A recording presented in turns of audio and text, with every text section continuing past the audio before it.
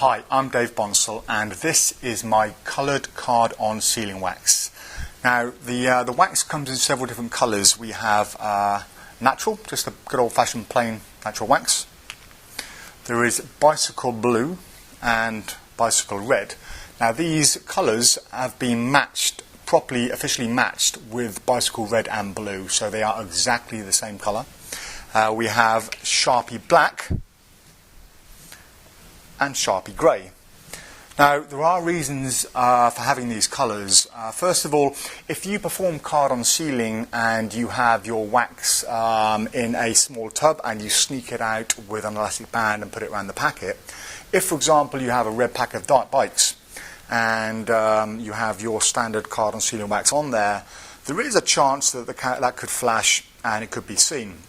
So why not, if you use red bikes, have some red wax, and when the red wax is on there, there's a lot smaller chance of it being seen if you're going to flash. The same with the blue, bicycle blue, again, once it's on there, if you're going to flash, it's a lot less likely to be seen. But the main reason I wanted to develop coloured card on sealing wax is not for the red and the blue, that's just an extra. It's for the Sharpie black. If you have some black card on sealing wax and you place it on your Sharpie like so, that's almost invisible. That can then stay in your pocket, and whenever you need it, pull it out. The spectator signs the card, and then when you put the lid back on, the wax is now stolen. And that is the main reason behind it. So it's virtually invisible on the top, no one is ever going to see that, and it's very, very easy to get the wax onto the card. The other advantages as well, some people keep it on a button. So if you have a button like here, keep it on the button, or on a black belt. If you keep it on your belt, some people do, again, it's a lot less likely to be seen excuse me, than the natural wax. Some people also use it or keep it on the bottom of their Sharpie. So we have a Sharpie grey that fits onto the bottom of the Sharpie like that, and again is virtually invisible. Now people have been using different types of wax to do the card on sealing effect for many years. For example, you can use surf wax. It's very sticky and leaves a residue on your fingers. People have used the outer skin from Edam or Baby Bell cheese. Very, very sticky, but again it leaves a residue and it's red, and it leaves a red colouring on whatever it touches.